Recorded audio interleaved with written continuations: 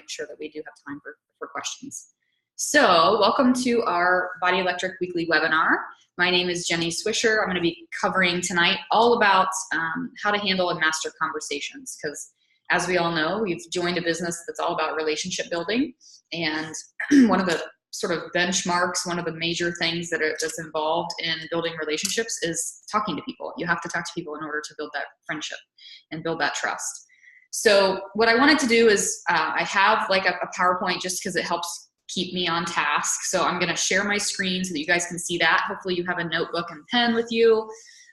Again, I want you to come to these calls very open-minded and very coachable, right? Like I know that I understand that there are going to be maybe some ideas that I introduce here that are new to you. Hopefully you'll have some moments where you're like, gosh, I think I was overthinking this, because I'm hoping that you come away from this thinking how easy and how simple it really is to engage people in conversation. So I'm covering a whole different kind of gamut of scenarios, right? Like from introducing, inviting to a challenge group to just simply saying hello to somebody and how to start that conversation, how to convert them from that hello, what are you interested in, what's your life like, to an invitation to a challenge group, and then also introducing the coaching opportunity too. So I've got a few different things that I wanted to cover, but I want to make sure that you guys know that this is something that has been several years of practice for me. I've been in the business now for over 8 years, almost 8.5 years. And I guarantee you that I have had more conversations than you. And I guarantee that I have had I've received more no's and more disinterested answers than you have, right? So everything that I'm bringing to you tonight comes with experience. It's not like I'm preaching this. Like, I wanted to give you guys the content that truly reflects how I work my business. Now, with that, I have to give you a caveat that I work my business differently than every other coach, and every coach works their business differently. So you could very easily, like if you were on a different team, or if you were listening in on a different team call, you could be listening to another coach in the network talk about how they send mass quantities of invitations, how they follow a script, the types of things that they're saying to people, and it could be completely different than what I'm going to share with you guys tonight. But I can't teach you that type of thing because it's not what I do. So what I'm going to share with you is what has made me successful. It's what I've been doing and how I've sort of polished the whistle over the years. So, but I really do think that this is such a huge piece for our team. Like, this is such a huge piece if you're really wanting to make this a business, even if it's just a side hustle business, if you're wanting this to eventually be a full-time thing, whatever it is that you are looking to do with this, I want you to know that, it really comes down to how good you are at conversations. So I've counted when I was in the shower tonight, I counted 14 people that I've talked to, 14 of you coaches on our team that I've talked to individually in the last couple of weeks, specifically about this subject, right? Like, can you please help me? My coach is struggling with her conversations, or my coach is struggling to hit Success Club, right? And I just want you to know that, like, if you feel kind of like you need to know what to do right in the business, this is going to be it. Like, everything we're about to talk about is going to be it. So for some reason, I'm having trouble muting everybody. Let me see if I can get it done. Savannah, is there any way you could mute your audio, my dear? It's not letting me mute you for some reason.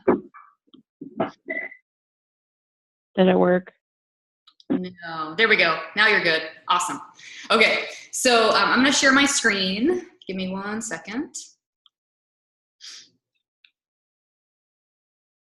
Okay.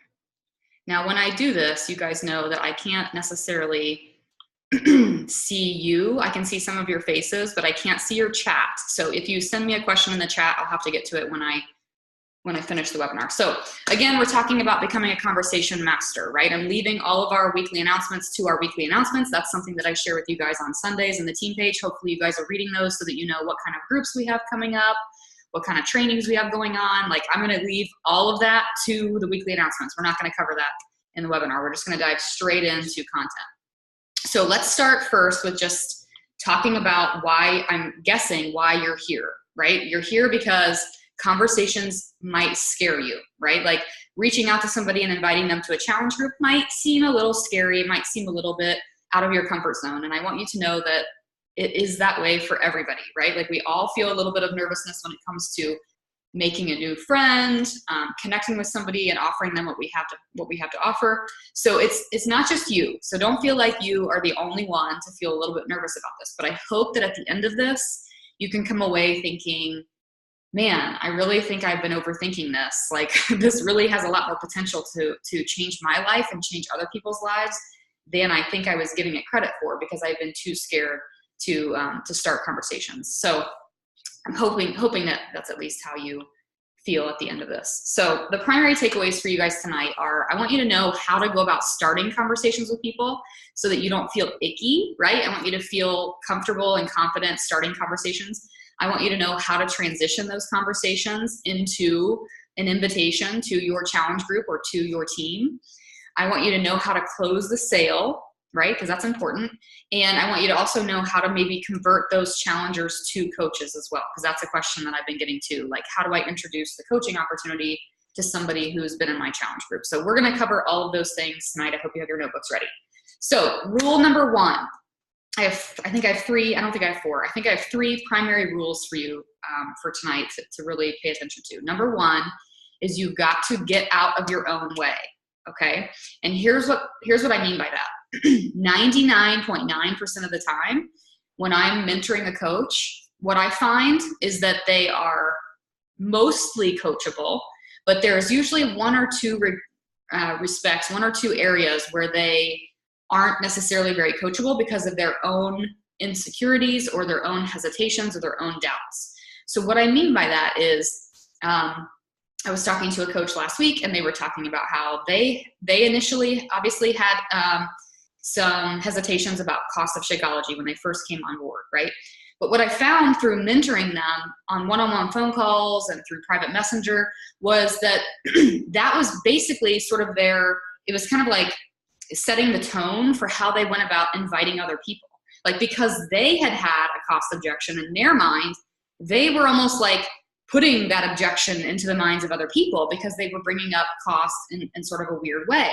And so I just want you to know that there might be something that you don't know about yourself, right? You might be introducing this business, or you might be introducing, inviting to a challenge group in a way that's hesitating, or in a way that isn't super confident because of your own insecurity about that particular thing, right? So if you think that Shakeology is too expensive, then you're going to have trouble trying to talk to somebody about spending the money on Shakeology. Does that make sense? That's just a really obvious example, but it's so true. Like, there are so many coaches who struggle with this because they can't get out of their own way. So regardless of what, if you take nothing else from me tonight, I hope that you can go back through some of your Instagram private messages or your Facebook private messages. And I want you to take a look at maybe where you could have said something differently. Like, where did your personal insecurity or hesitation come out, where you were assuming that the other person might have the same thing when they didn't actually have that thing? Okay, so we're not always aware of it. So now I'm making you aware that could be happening in your conversation. So now, rule number two, always assume interest, okay? I find that most coaches assume disinterest. They go about inviting to something with that hesitation or with that fear, or assuming that the person is going to say no. And they might not think that. They might not think that they're presenting themselves that way, but their language in their messaging communicates it. Things like, instead of saying, I'd love to get you on board in this group. I'm enrolling folks today. Can I reserve your spot? Let's rock and roll, right? That's one way of saying it. But I find that most coaches are like, did you have a chance to watch the video? Do you think this is something you might want to do? And it's just a little bit more hesitating. It's a little less confident. It's a little bit like you're assuming they could be interested or they could be disinterested. You're just asking either way, right? But people are looking for us to lead conversations. They're looking for us to really find a solution for them. They're coming to you, or you're talking to them, and they're willing to talk to you because you're a health and fitness coach and because they trust you. So if you're having the conversation about a challenge group, you've got to assume interest. You've got to assume that people need what we have and that you have something that can really help them.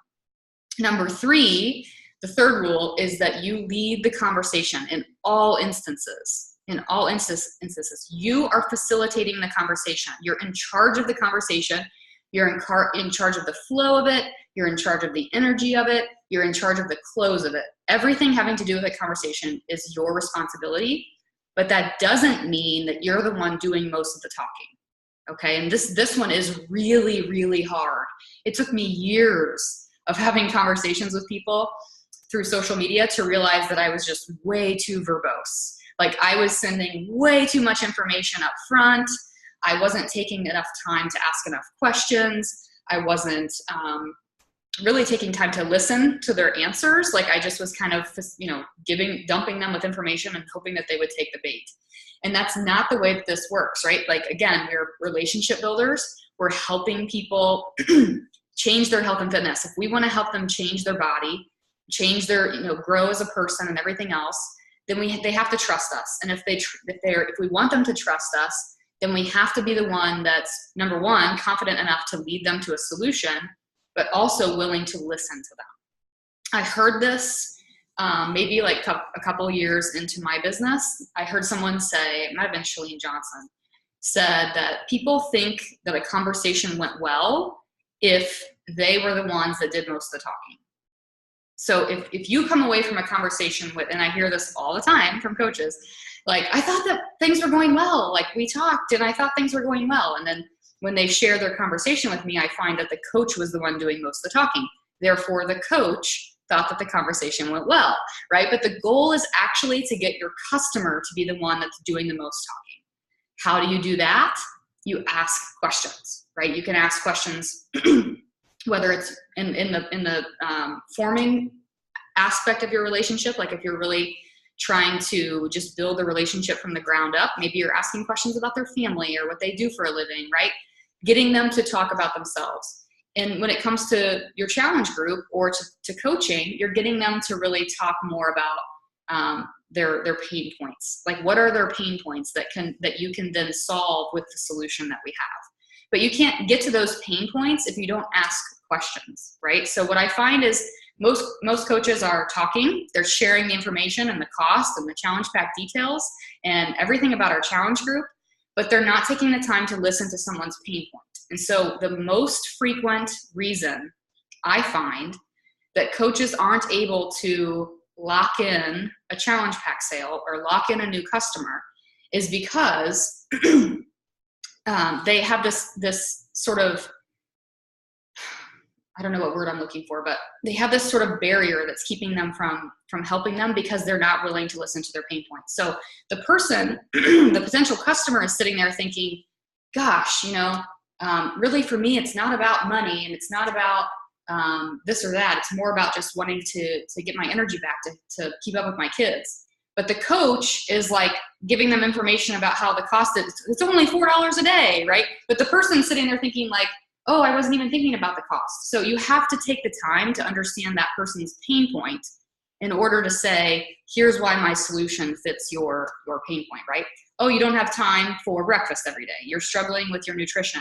Have you ever considered a superfood smoothie that would take the place of your breakfast, that would make things easier for you? It would be 5 minutes to make, right? Like then you're serving a solution for their problem versus serving the solution that you think leads to what they need. So as a reminder to you, so those are my 3 primary rules, and I realize I'm talking really fast, but I want to make sure that I help you guys out too. But this is just sort of a reminder for you. This picture, Shakeology, all 7 flavors, I don't know if we have 7 flavors, 8 flavors, 7 flavors, I think. All 7 flavors of Shakeology, Beachbody On Demand, Lift 4, 80-Day Obsession, all of that stuff, beach bars. That is not what we are selling. When you're having a conversation with somebody, product, for me, if you look at my conversations, I don't talk product at all. Aside from saying 4 days a week, right? I give them highlights. I hardly ever mention a brand name until it comes to the close, until it comes to the point where we're closing the sale. And I'll get to that here in a second. So we're not selling product, right? And I think this is the number one hiccup for a lot of coaches. When someone reaches out to them with interest in their challenge group, or when they're talking to somebody and they invite to that challenge group, they are leading with product. They're talking about Shakeology. They're talking about Beachbody On Demand. Newsflash, there's like hundreds of, I don't know how many thousand coaches there are at this point. We are all selling the same product. So nobody can get blueberry chia flavored Shakeology from me, right? Like they can't, because there's only 7 flavors and all coaches in the network sell the same stuff. So that's not what's going to make this a unique relationship or a unique transformation. What's going to make it unique is the relationship that you have between yourself, the coach, and the customer. So what you are selling is you're selling you, right? That's why I put the picture of the mirror here. You're selling you as a coach. Like, what is it that you have to bring to this person? You're going to give them accountability. You're going to give them support. You're going to be somebody that checks in with them. You're going to equip them with the tools that they need, right? Which are our products. But without you, they probably won't succeed. How many people do you know that are like, oh yeah, I have P90X DVDs sitting on my shelf, right? But why didn't they do them? Because they didn't have a coach to hold them accountable. So you're selling you, and you're selling the experience of the challenge group. If you're a coach on our team and you're inviting to our team-led challenge groups, I mean, I don't think that the energy really could ever be matched, right? Our 80-day obsession group is off the chain. I have a feeling Lift 4 is going to be that way. We have a tendency, like, especially when a program is within our wheelhouse, these sort of like awesome fitness programs, right? They're sort of our wheelhouse. We really have some awesome energy in there. And we're providing meal plans. We're giving people weekly menus. We're telling them what recipes to make, what groceries to get. Like, we've organized these menu plans down to the color of the container, you know, as far as where they're shopping in the grocery store. They could not be any easier. So when you're having conversations with people, you're asking questions to try to facilitate learning what their pain point is. And I think what you'll find is for every pain point that you come across with a potential customer, you as a unique individual and our team and our team-led groups are serving that solution. We have a solution for their exact problem. And that's what the conversation should be about, okay? Because you're not going to introduce product until the very end, because what you're doing is you're increasing the value that you have to offer as a coach. You're wanting them to trust you. You're wanting them to be your friend, right? You're wanting to really change their life. And so the products will change their life. They have the ability to change their life. But without you as a coach and without the environment of a challenge group, they may or may not thrive. So you're leading with value, okay? So your conversations should always be about value. And by value, I mean increasing and building trust, right? Giving people things. I mean, if you knew how many people that I invite to just my email list, right? Because I know that if they're on my email list, they're going to be getting value. They're going to be getting my favorite recipes. They're going to be getting my monthly inspirational message that I send out, right? Like, I know that they're going to be given more value from me. And so at worst case scenario, that's the bare minimum of what I offer. Like, if I don't feel like this is going to convert into a challenge pack, or if it's not going to convert into a new coach on the team, then I know for sure that I can at least still offer them value until we have enough trust to go for that next invitation. Does that make sense? So you're leading with value. The challenge groups that we run, the tribe that we have, the convenience of at-home workouts, at-home, like doing all of this from home is very unique. And of course, the simplified nutrition, the meal plans, the recipes, and the weekly menus. Those are all things that make what we have very unique from every other coach in the network. Okay, so as you see, you're leading with value, you're closing with product. Okay, I'm gonna rotate through the screens again. You're leading with value in your conversations, and you're closing with product. I don't even mention, unless somebody has a specific question about Shakeology or the program itself, I don't even mention the product until it comes time for them, when they get to the point where they're excited and they just want in because they realize that this solution is going to service their need. That's when I introduce the idea of the challenge pack, right? So usually it gets to a point in a conversation when someone literally says, oh my gosh, I need this. How do I get in, right? Like, what's my next step? Or I say to them, are you ready for me to provide the next step, right? And when that happens, then it's like, okay, well, in order to be in the group, which is everything we just talked about, you have to purchase a challenge pack. Here's what's included in the challenge pack. So it's literally the way that I close the sale. I close with the product, but I'm not talking about that product up front in my conversations. Okay, so I want to make sure that I give you guys some specific examples of language that I use, because this is something that, like, these 14 conversations I've had in the last week with coaches, I'm saying the same thing to them, but at the end of the conversation, it's like, well, can you tell me what to say? Because that's all I want to know. So I want to make sure that I tell you what I would say. And again, this should be customized to your language, how you talk. But I can tell you exactly what I say with people in all of these different scenarios. So when it comes to starting a conversation, I try to do as many as 5 new conversations a day. So at least 2, but usually around 4 or 5 new conversations a day. People that I meet on Instagram, or people that I was friends with in high school who I haven't talked to in a long time. My favorite thing to do is to just send them a private message that says something so simple. I say something like, you have such a beautiful family, right? I sent that to a girl today. She used to be a coach with Chris for his school cross country team. She moved away. She posted a picture of her 3 children and their feet on the bed, like a professional photo. It was a super cute picture. So I liked her photo, and then I sent her a message and just said, you have such a beautiful family, right? I didn't message her this long introduction about my business. I actually was just sitting at dinner tonight, and I said to Chris, do you remember so-and-so? It was this girl that we went to school with. And he's like, yeah. And I said, she's been liking a lot of my stuff today. I said, I think I'm going to reach out and just, I see she's had her 3rd child. Like, I'll reach out to her and just say hi. And sure enough, while we're eating our super spicy tacos tonight, she messaged me, and it was literally a novel about her new direct selling business, her new wine business. And it was all about, like, if I'm interested in an entrepreneurial opportunity, like, it was this obvious copy and paste message. Never, ever, ever do that. Because what am I thinking when I get a message like that? Nope. Right? Like, I literally was like, swipe and delete. Like, I don't even want that in my inbox. So that's not the way to reach out to people. That's just an example. But the way to reach out to people is to get to know them better, like reconnect, right? If it's somebody you haven't talked to in a while, offer a compliment, and then hope that turns into conversation. It doesn't mean that you're messaging people with the intention of, reconnecting and then selling something, because let me tell you, 50% of the time, I'm just reconnecting. Right? Like, sometimes it leads into a conversation about what I do. Sometimes it doesn't. But the purpose is to just start those conversations. Because like I said at the beginning, I've been doing this 8.5 years. So I have more experience in those conversations, but it's partially because I'm intentionally seeking more of them. So I'm intentionally seeking more virtual conversations with people. So I say things like, you have such a beautiful family.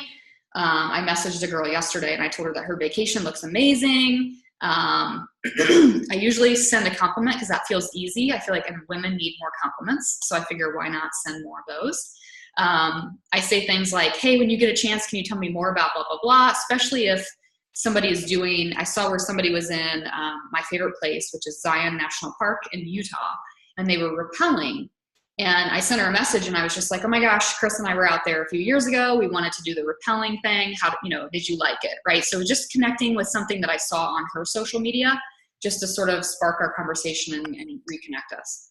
But my favorite thing to say is this last one, which is, I feel like I just need to get to know you better. I love your vibe. How easy is that? Like, seriously, like, how simple is it to say, I just feel like I need to get to know you better.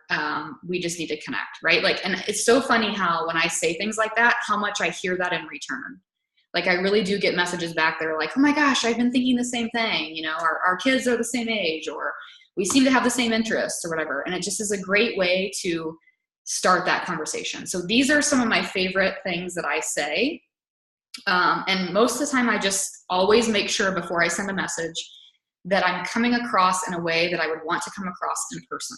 So if you walked up to somebody that you hadn't seen since high school, would you say to them, oh my goodness, let me tell you about this entrepreneurial opportunity that I have with this direct marketing company, and here's my website? No, you would not. You would walk up and you'd be like, oh my gosh, your kids are so cute. Like, where are you guys living now?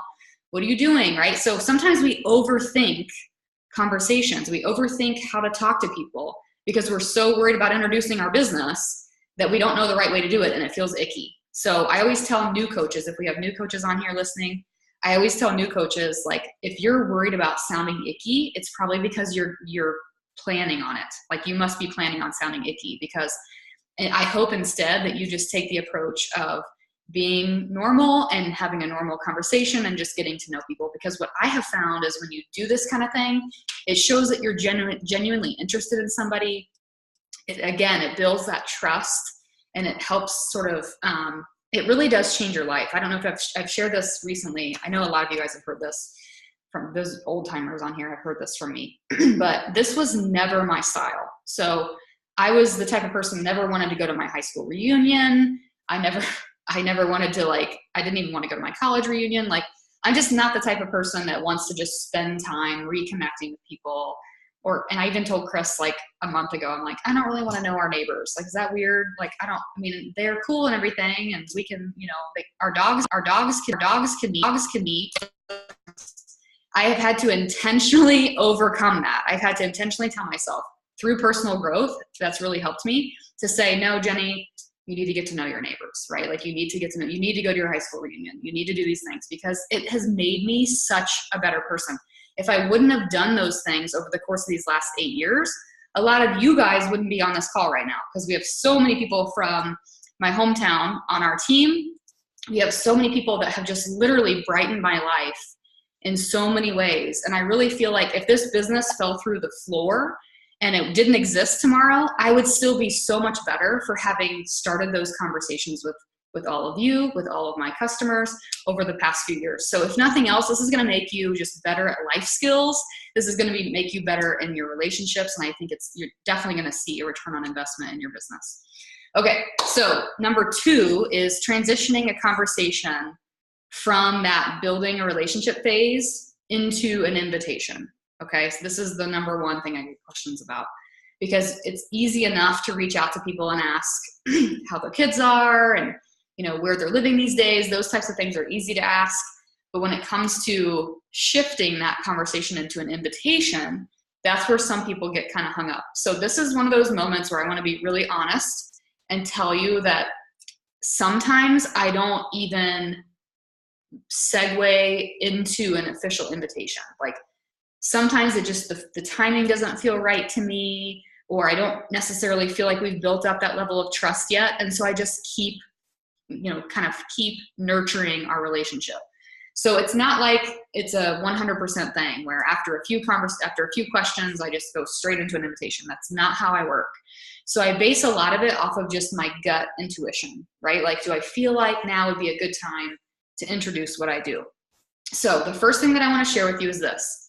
As of right now, the way that the Facebook algorithm works is, so again, July of 2018 at this exact moment, the way the Facebook algorithm works is if you comment on somebody's post, if you're clicking like on their photos, if you are private messaging them, then it boosts your affinity. The word is affinity. You can actually do a Google search on it if you want, but it's called Facebook affinity. It boosts your affinity, which means you will start to appear more in their news feeds, right? So if I'm intentionally reaching out to those 4 or 5 people a day and I'm talking to them about their family life, then most likely they're going to start to see my posts from my social media in their news feeds, because Facebook is recognizing us as being closer friends. So that's a great reason for you to be reaching out and having those conversation starters, right? So what I have found is this happens a lot more frequently than you would think. When I start messaging people just to get to know them or reconnect with them, what I find is simultaneously I'm posting on my social media, right? Like publicly, I'm posting about my own workouts. I'm posting about my dinner last night. I'm posting about my next challenge group. And so sometimes those private conversations that I've started that were just about connecting with somebody, they end up asking me about what I do, or they end up seeing my challenge group invitation. And now for whatever reason, they feel a little bit warmer to me. They feel like, oh, I was just talking to her. I'm going to reach out and ask her about this. So for some reason, it just seems to open more doors when I'm doing those conversation starters. So I wanted to make sure that I told you that, because a lot of people don't realize how Facebook works. And that's how Facebook works. There has to be a technological way for Facebook to know who you like and who likes you. And so if you're private messaging with somebody and you're clicking like on their stuff, then they will automatically show you their posts, and they will show your posts to them. Okay? So number 2, make sure you're looking for opportunities to inquire. So if I'm talking to a girl about dinosaur pajamas, which is an example I'm going to show you here in a minute, and then I see where they make a post about this pineapple smoothie that they share from like the Food Network or something, like it could be something as simple as that. Maybe that's a great time to reach out and say something like, oh my gosh, hey, I saw you posted about that delicious pineapple smoothie today on your Instagram. I can totally hook you up with something just as yummy, but it's loaded with nutrition.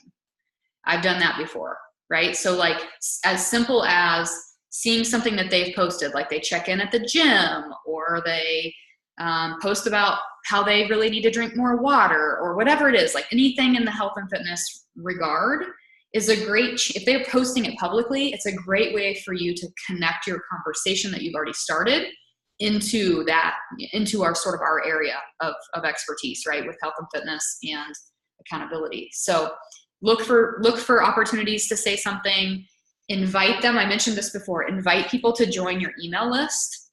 So this is a message that I send often. I say, I was wondering if you might be interested in some delicious summer recipes for the family. I know as a mom of 3, you're probably short on time when it comes to the kitchen.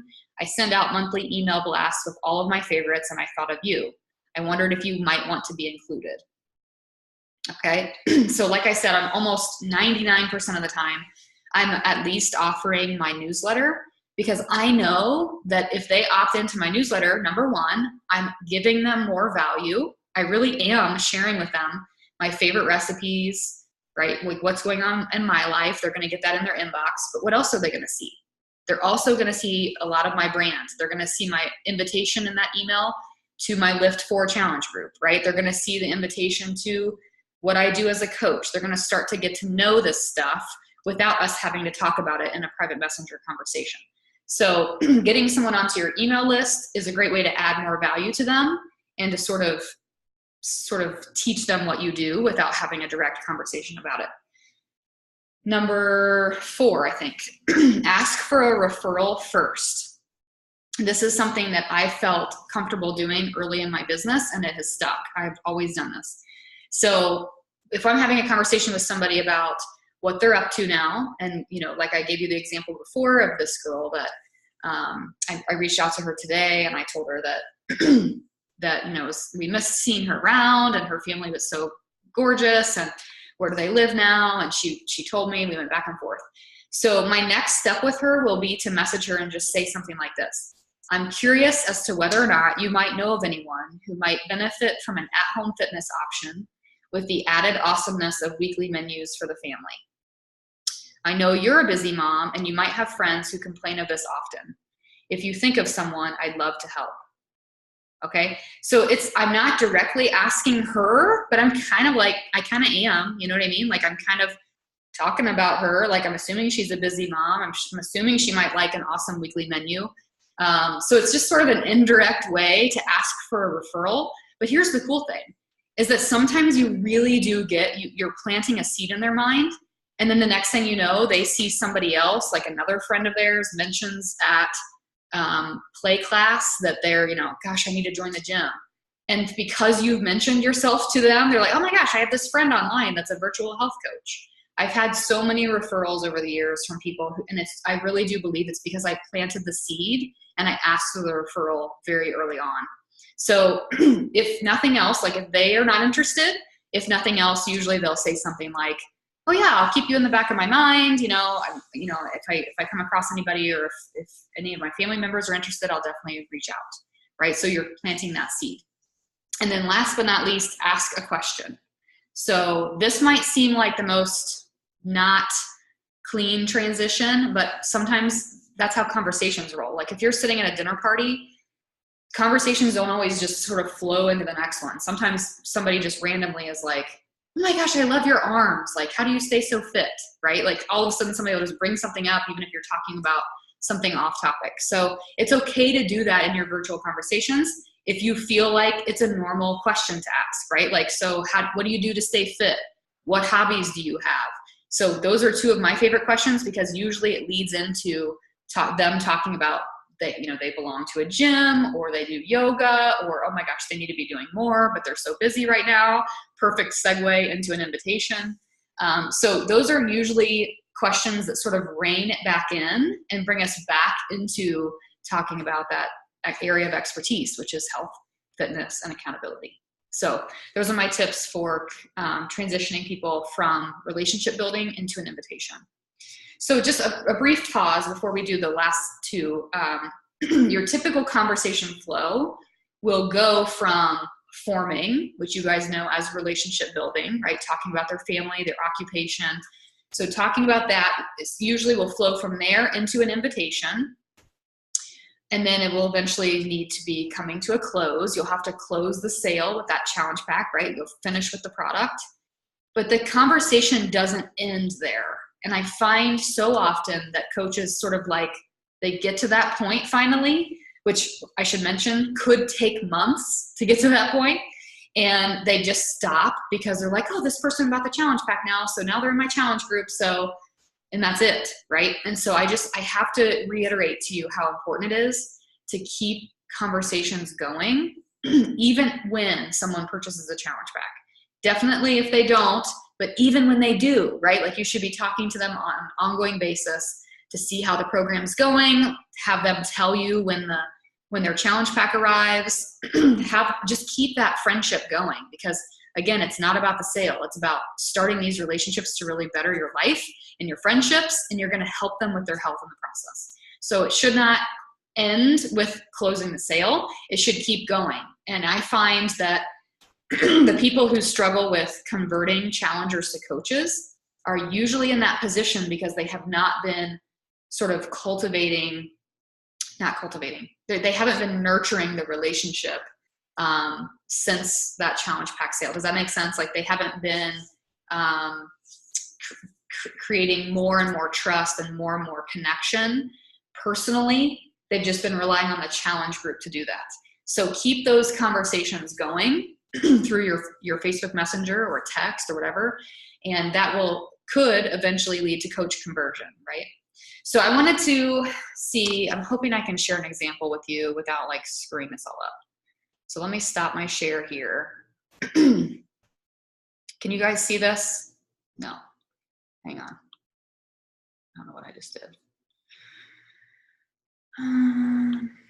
Okay. This is my Facebook Messenger, and this is just a recent conversation, so it was easy to pull up. And it's really hard for me to see because I have all kinds of things up here. Can I scroll? Yeah, okay. So this is a girl that I went to high school with. And we started talking. Let me just scroll it all the way up. We started talking January 18th. Okay, and we had been talking a little bit on like comments on each other's posts, but not privately.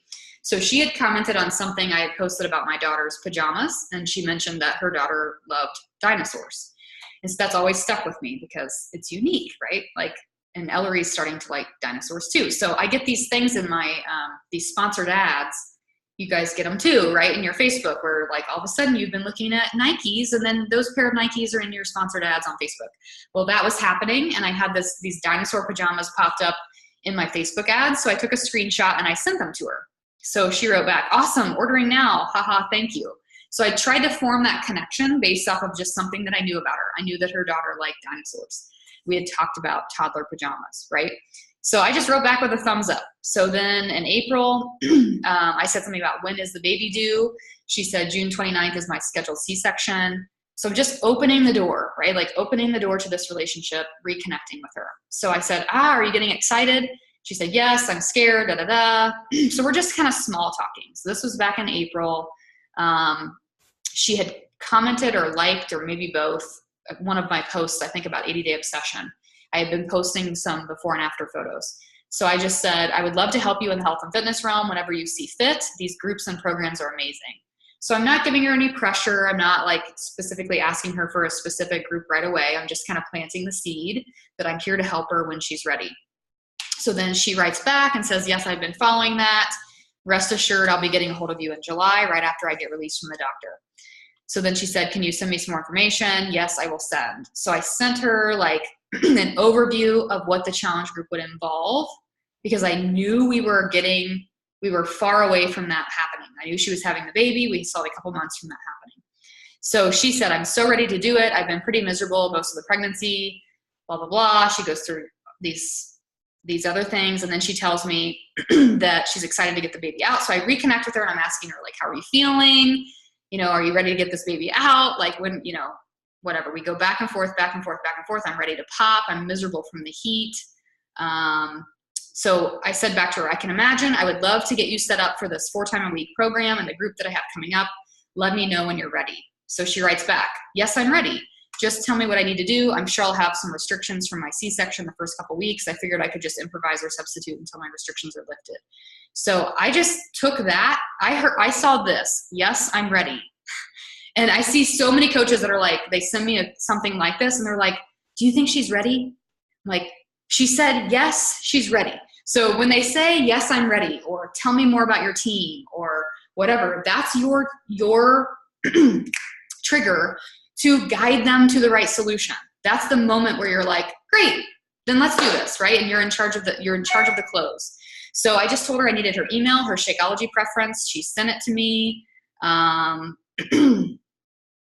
I think that's it. Yeah. Then she told me, got it done. Today was my last day at work. Let me know when you get it, blah, blah, blah. So now she's in my challenge group. So now we're continuing to talk. I've been commenting on her post about her baby, whatever. So the whole point here is this conversation started back in January with just me adding value, sharing some pajamas that I thought were cute, starting our conversation, asking her when her baby was due. I did not send her a resume of my, online business. I didn't ask her to look at my website. Like there is none of that icky stuff. But through just connecting with her here and then also sharing on my public page before and after photos, my own journey, all that stuff having to do with 80-day obsession, she then started commenting and following those things, and we were able to segue the conversation into challenge groups. So I just wanted to give you, I looked quickly today and I was like, I just want to show them at least one example of how, number one, this can take forever in the making, but also it really is just about connecting with people at the very end of the day. So now I got to go back to the other thing, and I'm sorry I'm talking so much, but hopefully this is helpful. Okay, so let's close it out. So number 3, closing the sale. So I think the more direct you can be here, the more direct that you can be here, the better. So don't like beat around the bush, like trying to see if they're interested. Just ask if they're interested. So these are things that I actually say, okay? Number 1, I would love to get you set up for this 4-time-a-week program and this group that I have coming up. Let me know when you're ready, which is exactly what you just saw me say with Amber. Are you ready to rock and roll? I can get you enrolled today. I'm so excited for you. And then the third one, I have 2 spots remaining and wanted to be sure that I offered you one of them before opening this up publicly. Are you in? So all 3 of those you'll see are confident. The language behind them is confident. There's exclamation points to show my enthusiasm. I'm telling them that I'm excited for them. So I'm being direct, I'm being confident, and I'm assuming interest, right? I'm not like, well, if this is a bad time for you, just let me know. Like that's kind of like assuming disinterest, right? So I'm assuming interest, I'm confident about it, and I'm just going for the ask. I know I've lost my cursor. Okay. Okay, so yeah, again, keep connected with your challengers while you're in the midst of the challenge group. So once you close the sale and they say, yes, I want in your challenge group, and then you add them to your challenge group, again, the relationship does not end there. In fact, that's when I get really excited because now I'm like, oh, we were friends before, but like we just became best friends because now you're doing my thing. Like you're kind of like in my territory now. Like you're drinking my Kool-Aid, right? Like my Shakeology, you're drinking the same thing I am. You like this Kool-Aid, you like Shakeology, you like the workouts that you're doing right alongside me. You're getting to know my tribe. Like this is awesome because I'm introducing them to my team at the same time through our team-led challenge groups.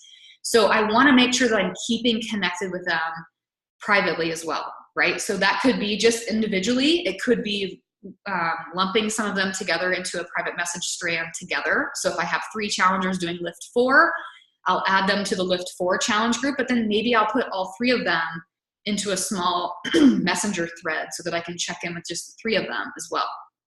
An app that I like to use is called Remind. For those of you who are at Summit, you got text reminders from me while we were at Summit. It's a free app for you to use, just remind.com. And that's a cool tool that you can even use with your challengers. Like if you're somebody who just doesn't think about checking in with people that often, maybe it makes more sense for you to use something like that. And then just like once a month, program out like some texts that go out to them, right? That just check in and see how they're doing. That's better than not checking in with them at all. A commitment form is an idea that I shared with a coach today. So if you're having trouble getting people to fully commit to the challenge, like if they're dropping off after 3 or 4 weeks in the challenge group, maybe start implementing a commitment form. Have them fill out a commitment form that gives you permission to hold them accountable, right? Like help level up their accountability. And then again, plant those constant seeds. Everybody loves flattery, right? Like most of my personally sponsored coaches will tell you that I probably told them over and over and over and over again that I thought that they would make a great coach. It's something that needs to be coming out of your mouth all the time. I think you'd make a great coach. Have you ever considered doing what I do? I need you on my tribe, right? Those are all things that those are confident statements. Those are statements based in friendship, which is what this is all about. And you're really flattering them to really think about doing this. Most people don't have the confidence to take a leap of faith. So you have to have that confidence for them. You have to believe in them before they're ready to believe in themselves. Okay. And then last but not least, converting someone from challenger to coach. All I can really tell you is to go for it, right? Hopefully you've been cultivating that relationship over the course of the challenge group. You've been planting seeds. So if you're like, I have this person that I have been planting seeds with since January. Like she's been in our challenge groups. She loves Performance Line. She loves Shakeology. She loves the beach bars. She loves our team. She's like, and I keep planting seeds, right? But you can only plant seeds for so long. Like at some point you have to say, okay, I'm just going to go for it. Like worst case scenario, she just stays in my challenge group, right? So I reached out to her last week and I'm like, okay, I need you part of my tribe. Like, why haven't we done this already? Let's just get you going as a coach, right? And so I don't ask her if she'd be interested. I don't sort of take that hesitation approach. I make a confident invitation. I literally just say, I need you to be part of this thing with me. Let's do it, right? So here's a perfect example of where I find that coaches who have their own insecurities, how those insecurities can come out in a message. So what I have found is if someone else is sort of an overthinker, like if I have a coach that I'm mentoring and they're an overthinker to the point where it took them forever to decide to be a coach, then they think that every person that they talk to is also that way. And so they think that every person they talk to needs a boatload of information to become a coach.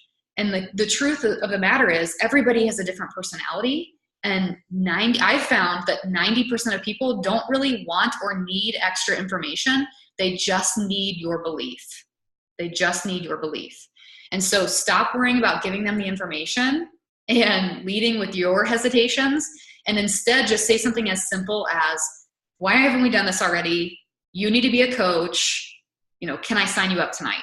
Okay. So taking that approach, you will be amazed at the response that you get. Okay. So other phrases that I've used are, have you ever considered doing what I do? I know you'd crush it. Let's upgrade your account so that you have the opportunity to pay this forward. Okay. So I shared this in the Emeralds and Above coffee chat on Monday, but to share it with the whole team here as well. I never, ever, ever, ever mention the discount. I don't lead with the discount because I found that when I was leading with the discount to convert somebody to coach, I was discounting them and I was discounting their potential because I was selling them on an opportunity to save money instead of an opportunity to make money. And so it's kind of however you want, whatever you want this business to be. Like if you want this business to be a business, then you're wanting people to save money, but ultimately you're wanting people to make money. All of those, you guys here on the call tonight, I'm really glad that you have a 25% discount, but I want you to make money in this business, right? That's why I'm asking you to join my team and I'm asking you to become a coach. So I recommend keeping the discount in your back pocket. It's something that you can always mention, but don't lead with it. Lead with the opportunity. Okay. So again, assume interest, Don't be afraid to ask somebody what's holding them back. If you feel like the conversation you're having is stalling, or it's not going anywhere, it's not going where you're wanting it to go, don't be afraid to just kind of put the brakes on it and say, is there something, is there something that's holding you back? Or is there something that I could say to you that would make a difference? Like, I've said that so many times where sometimes I'm like, this girl, I have no idea what she's thinking right now. And so I'm like, why am I trying to figure out what she's thinking? I'll just stop and be like, I've been trying to figure out what you're thinking. So if you could let me know, I'd really like to answer your questions, or I'd really like to move us forward. Like, what do you need to hear from me in order to take the next step? And sometimes that's what a conversation needs in order to keep going. So my final tip for you is this. Regardless of what you might have thought coming into network marketing, our team does things differently, right? I'm going to be the first to probably tell you that this business does not actually require thick skin. It doesn't require a hard hat. It doesn't require hard feelings, hurt feelings. We're not heading into danger when we show up to work every day. So we're not in fight or flight mode. There's nothing for you to be ultimately afraid of when you're reaching out to people. That's why you came into this business, right? You've seen results yourself. You love what we have. You love the tools. You love the tribe. You love everything about us. So I need you to be thinking about this in a whole different way. I need you to be reaching out to people to really get to know them, to position them in a place where they can succeed, to guide the conversations, to lead with confidence, to believe in them before they believe in themselves. Like, these are the things that are required of you as a coach. It's not about, I'm so grateful that it's not about how many people you message every day. It's not about how many people you sell something to. If there's no quota here, like, that's not what we're in this for. We really are in this to help people have better lives, right? And so if you're heading into your conversations that way, like I said before, you might have plenty of conversations that don't result in a sale, but your life will still be better for having reached out to that person. So stop being afraid of the one person who might reach back to you and say, I think what you're doing is stupid, because you'll have that every once in a while. And just do it anyway, because you've got to be so confident in what you're doing that it doesn't matter, right? So I should say too, in 8.5 years, I think I've had probably 3 bad conversations, like 3 conversations where it was just like ended in something that was negative, right? Like they unfriended me or whatever. Like 3 out of hundreds and hundreds, if not thousands of conversations.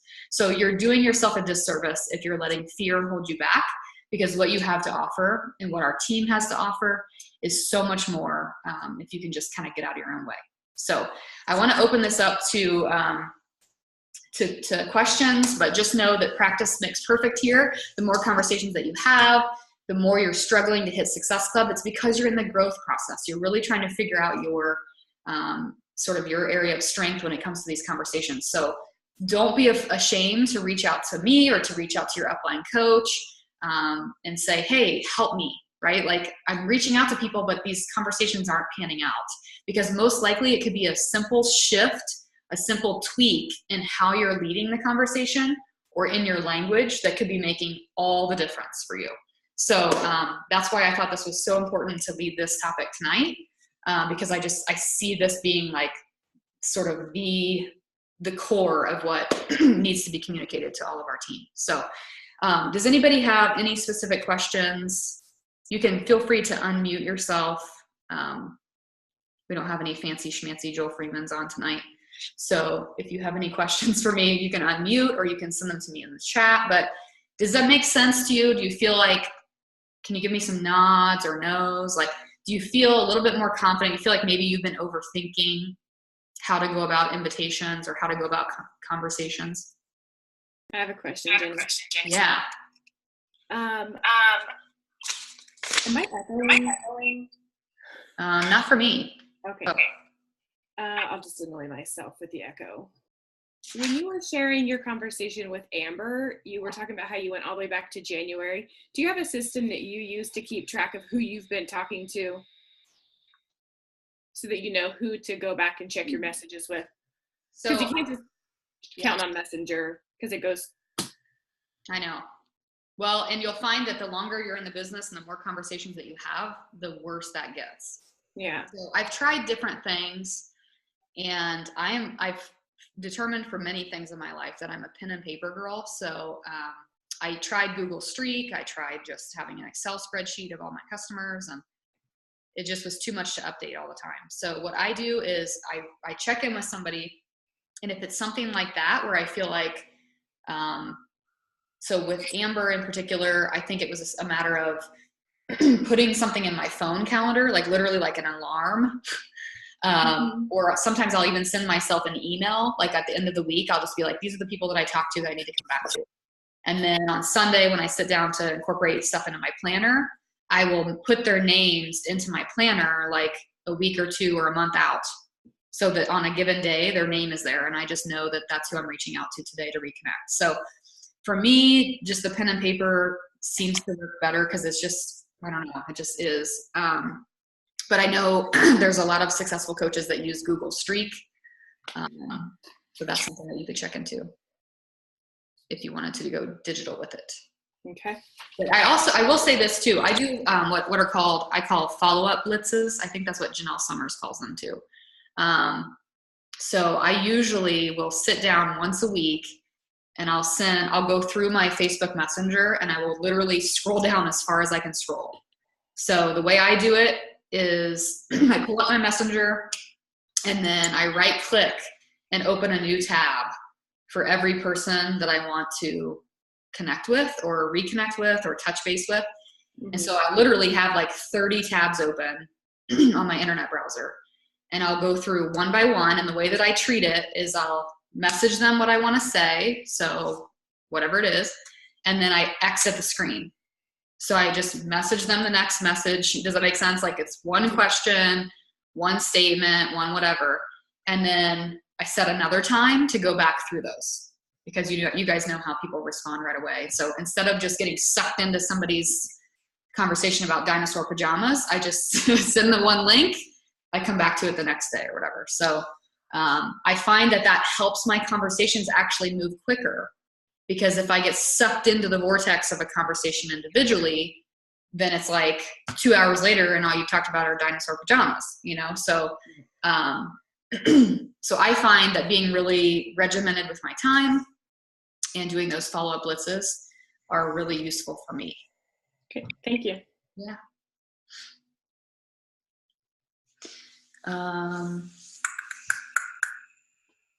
Okay, so here's what Janelle says. I have a few people that have said yes, given me their info, but haven't actually purchased yet. So, okay, real quick. That could really be as simple as what you're saying when you generate their order. Okay, so if you feel like you have people who've given you their email address, they've given you their Shakeology flavor, and you've sent their order and then they're not ordering, it's probably because of how you're leading that part of the conversation, how you're leading that close. So the way I do it is, and I would say 99%, like it's almost 100%. 100% of the time, people are ordering on the spot. And it's because that's what I'm leading them to do.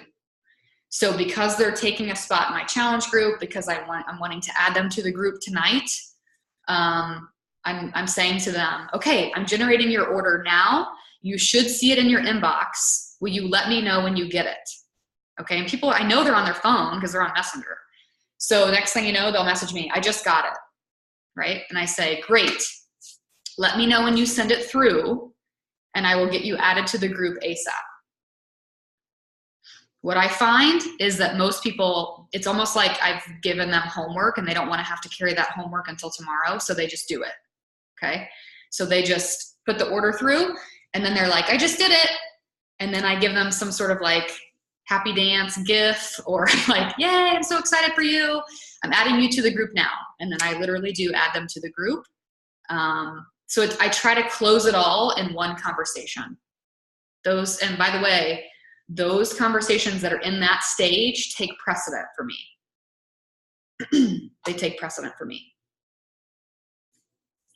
So that was the first part. And then you said, how do you friendly remind them? So at this point, what I would do is I would go back to them and just use your challenge group start date as an incentive. So just say, the group is starting on Monday. I have your spot waiting for you, but I haven't seen the order come through yet. If you could go ahead and send that through, then I can definitely mark your name, check your name off the list, and I can get you added to the group tonight. So kind of give them a deadline in a conversational way. Like, if you could do this tonight, then I can get you added to the group. Not, hey, have you seen the order? Because then it's like they don't see any sense of urgency. So create the urgency. Okay, Jackie. And you guys can, I like hearing your voices, so you can always unmute. I usually message and just say, hey, was getting my group filled and noticed your enrollment wasn't complete. Yep, sometimes the link doesn't work after a while. Here's a new one. Yes, that's perfect. I was just sharing with her. I've had that a lot lately, and I know that the link actually will work, but I tell people it may not, and then they get a new one. So they just forget sometimes too. Yeah. Yep. You guys know, there's a reason why you get those emails from like Zappos and Target. Like, you left these in your cart. It's because people like, they want to buy it, but they just haven't clicked purchase yet. So the follow-up is super crucial.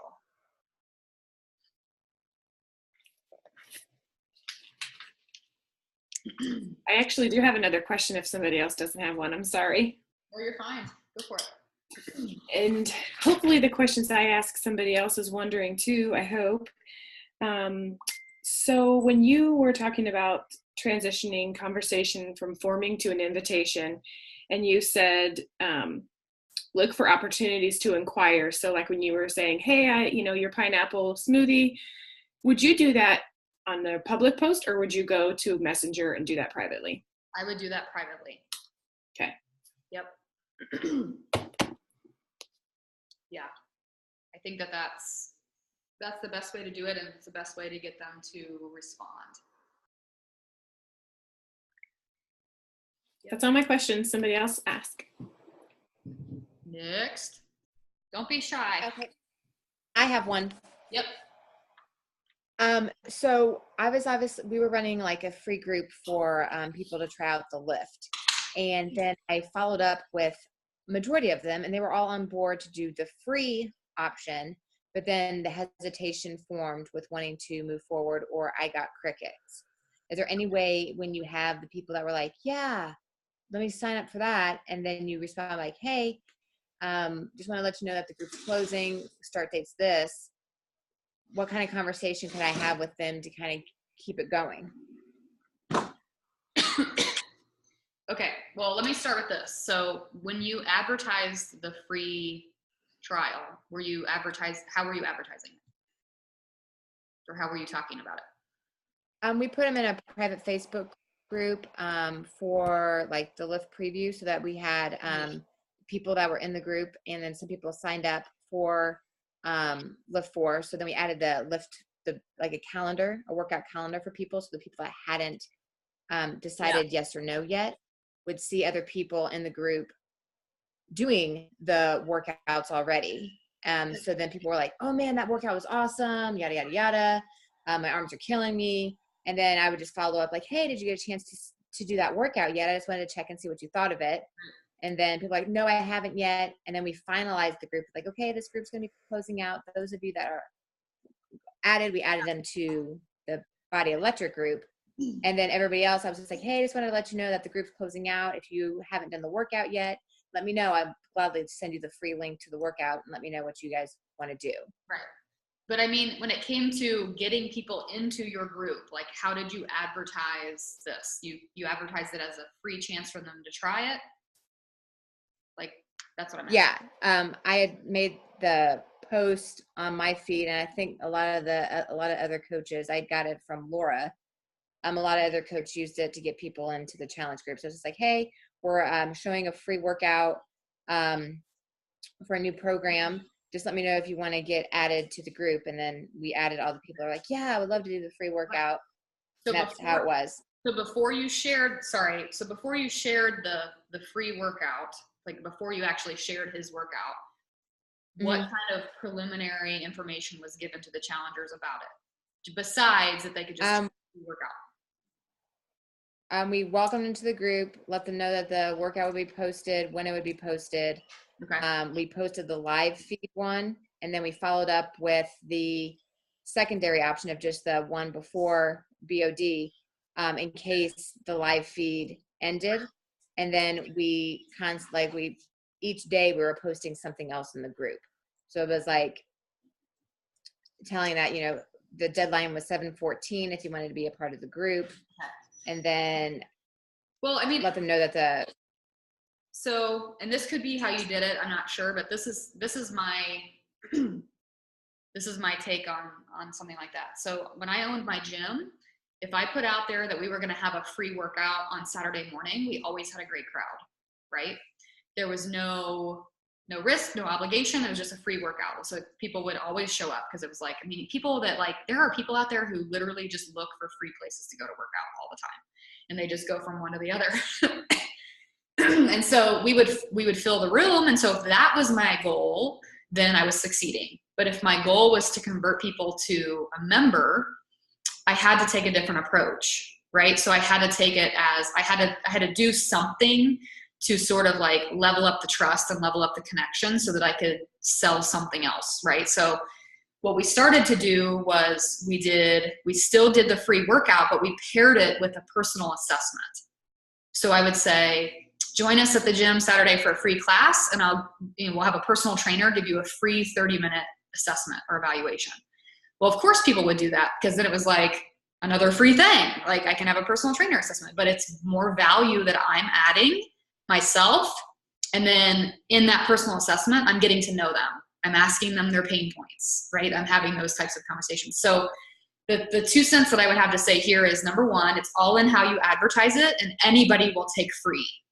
So it's really hard to convert somebody who wants to try something for free into doing something with full-on Shakeology, Beachbody On Demand, Lift 4.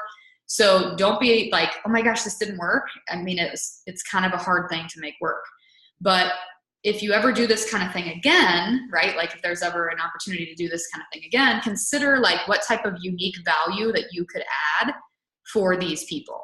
So maybe it's, I can't think off the top of my head. I can give it more thought.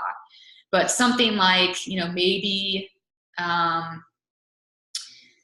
you live stream about the importance of, I don't know, like hypertrophy training or training 4 days a week, like whatever, like adding more value in that group, educating them on why a program like this is going to work for them because of the flexibility, because, whatever it is, like sharing a video of Joel is one thing, but doing it yourself is another because you're establishing better trust there. So there's a lot of different things that could happen while you're cultivating those private message conversations. So when that person is in that group, if you have Susie in your group getting ready to try the free Lift 4, hopefully you're also talking to Susie privately and hyping up the program, and you're talking about why it'll work for her. You're finding her pain points. So the free thing just is kind of an added bonus. Like, hey, you get to try it before you buy it, instead of who wants to do this free thing. Does that make sense? And I don't know if that was my best answer, but on the spot, that's the best answer I can give you right now. But it's really, really hard to convert somebody from like no strings attached, try this free workout, to don't you want to join my group for $170? Like they need to see the value. They still have to see that value. So yeah, that's why I think that these 5-day Shakeology sampler challenges for people are going to be a great way to get people into a full challenge group, because there is a little bit of buy-in. People do have to spend a little bit of money. It's a lower barrier to entry, but then in that 5-day group, they're going to be getting to know the coaches. They're going to be getting to try the Shakeology. They're going to be learning about it. So the transition from there should be easier than, hey, try this free thing and then pay me $200 to do something else. So it's really hard, but they put that out there for a reason, right? Like they put that out there for a reason. So coming up with a strategy behind how you can make that successful is a totally different ballgame. So for now, I would follow up with those people. I would make sure those people, first and foremost, when you do something like that, make sure they're added to your email list. That way, if this isn't the right time, maybe Transform 20 in January, it'll be their time. That happens all the time.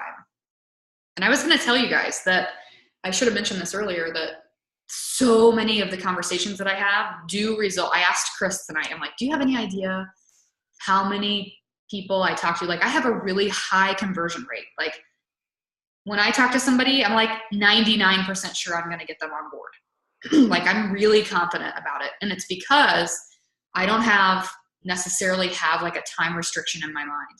So I know that this person is going to join me at some point, but it might not be for this Lift 4 group. It might be, like I said, in January. Like I have a new coach that just joined the team and she's been a challenger of mine for 4 years. So I've been working with her. I've been building into her. I've been establishing trust. She literally told me last week on our getting started call, she's like, I've been through a lot these last few years in my personal life, and it's taken me a long time to just learn and understand that I can trust you, and I consider you a friend, and I consider you a mentor, and I'm ready to do this. So the time was right. So you just have to be okay with investing in people and building into people and knowing that it's kind of on their time. Any other questions? I've got a couple. Yeah, go for it. One, how on earth do you start an email list? Do you just go to like List Monkey or something? And Yeah, no, that's a great question. No clue. The best resource that I can give you that I use is MailChimp. It's a free service up until I think, I don't know, 100 or 200 subscribers is free. So that would be where I would start. It's super intuitive to use. I think it literally has buttons. It's like create campaign, pick colors. Like it was easy for me to figure out. So if it's easy for me, it can be easy for everybody. But you could start with something like that. And we have some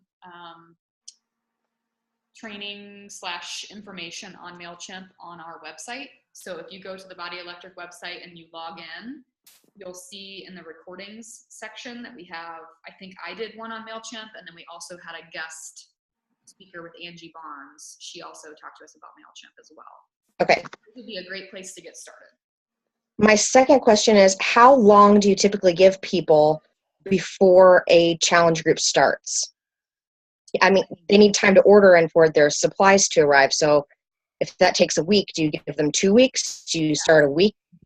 So, I mean, the cool thing about what we have going on now with these social learning groups is that the groups don't end necessarily. So there are, set, we do start on Monday for Lift 4. But like if somebody wanted to join it 2 weeks later or in November, they can still join Lift 4 and they can still plug into that group and they can still see all the content because it's all archived. So even though we have these start dates, it doesn't necessarily mean that there's like a deadline to join, okay? But strategy-wise, you want to have a deadline to join because that's going to help you close. So it's kind of up to you. Like for me, it kind of just depends on my personal goals, the conversations that I'm having. My goal is always to have Success Club, to have 3 Lives Club locked in by the 5th of every month. So I want to make sure that I have people lined up ready to purchase their challenge pack and get into the group. That's why we strategically start our team-led groups later in the month, because we're giving the team the opportunity to hit 3 Lives Club the first half of the month, right? And then get people into the group to start. So technically speaking, if I have somebody that wants to buy Lift 4 on Monday and we're starting the group Monday, it's not too late. I'll add them in there. They can download the program materials. They're still going to see all the prep week posts in that group and the units. So there's technically not a deadline, but when you're talking to people in conversation, it's important for you to be working with a deadline. So let's say that this was last week, we had prep week this week, and we have the group starting next week, that, go with the dates that are provided and just say, our official start is on the 23rd. I want to make sure that I get you into the group. It's going to take you 5 to 7 days to get your Shakeology. So I just wanted to make sure that I circle back to you so that you have everything in time. Can I save a spot for you? Is it okay to get you going? Whatever. So use that deadline to your advantage. And then once the deadline's passed, make your own up. Like once Monday starts, I'll just be like, I'll reach out to some more people and I'll say, hey, I'm circling back again to see if you want to join the group. If you can let me know by tonight. Like, and they don't necessarily have to let me know by tonight, but people typically respond when there's a sense of urgency. Does that answer you? I have a couple questions. Okay, go for it.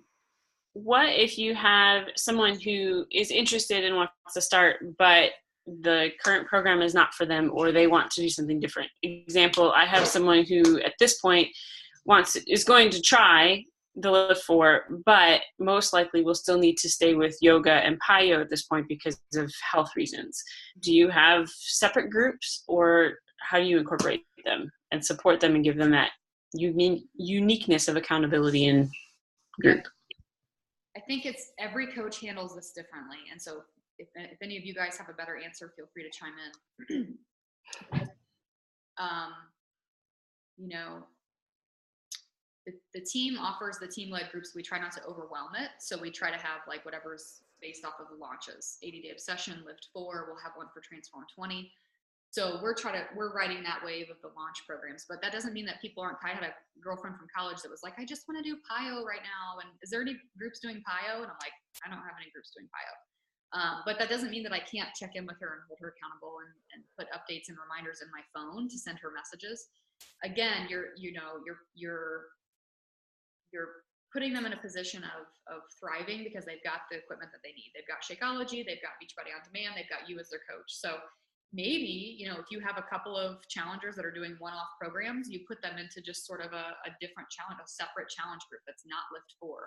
It's just eclectic, Beachbody On Demand programs. I know we have plenty of coaches doing that sort of thing. So definitely still find a way to hold her accountable, but do it in a way that she's going to thrive with. You know what I mean? Like, some people just don't want to be in a group. Like, every once in a while you'll have somebody that just isn't going to participate, even though you put them in there anyway, and then they don't participate. So sometimes it really is better to just be like, you know what, this person, I'm just going to put them into like my calendar, and I'm going to check in with them. So it's up to you.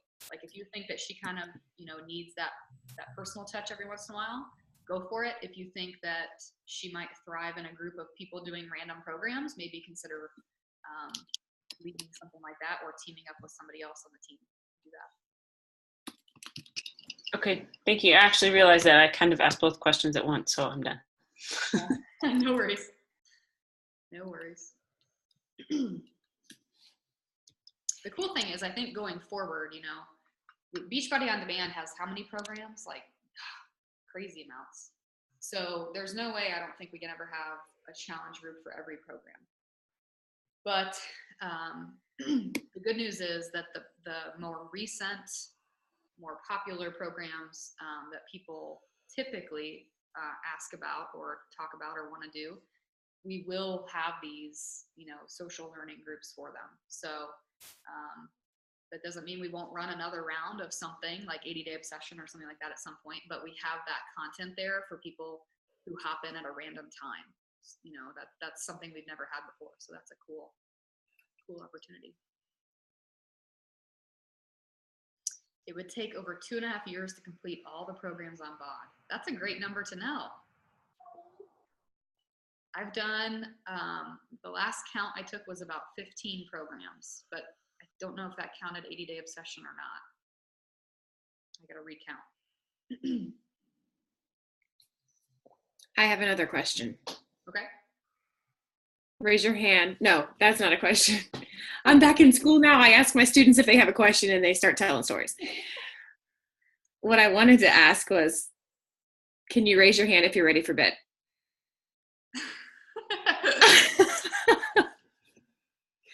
Okay. Is that your legit question? Yeah. I love it.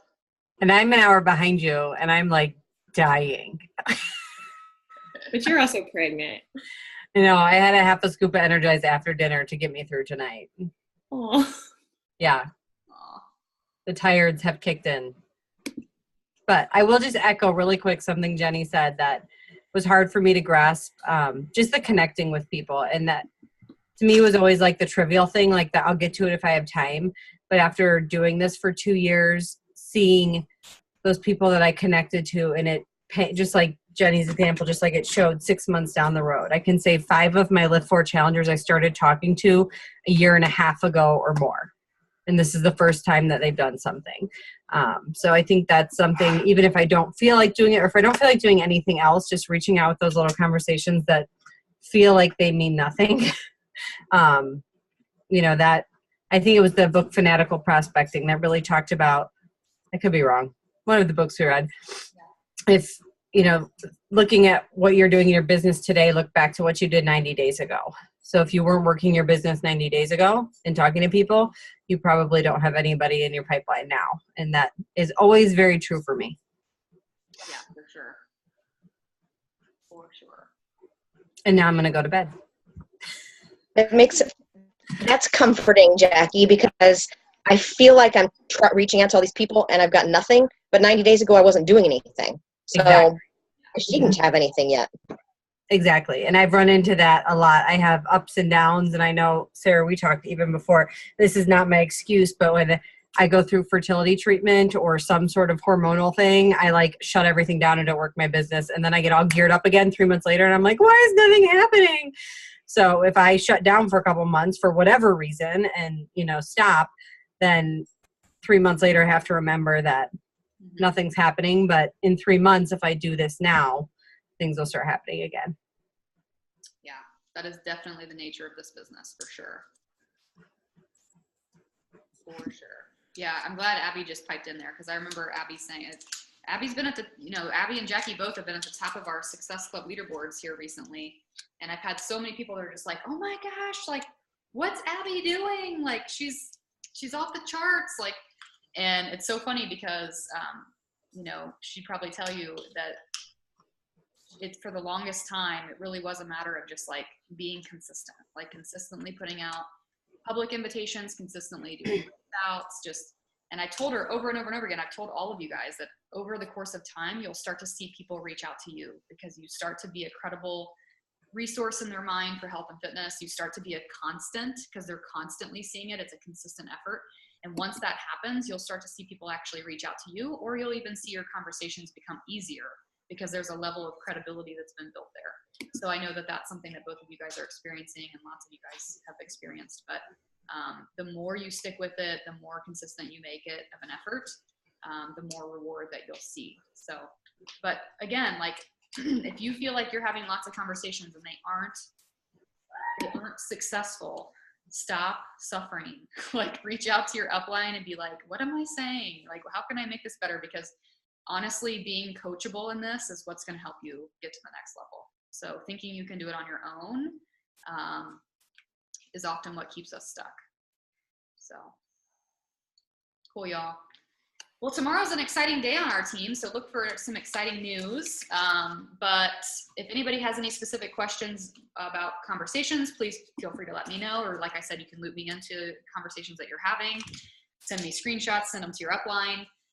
Otherwise, we will connect here at the same time next week. You all get some rest. You guys look tired. You need to start having energized shots at the beginning of these calls. I think Tara's trying to send a message. All right, you guys. Shutting down. All right, see you guys. Bye-bye. Good night.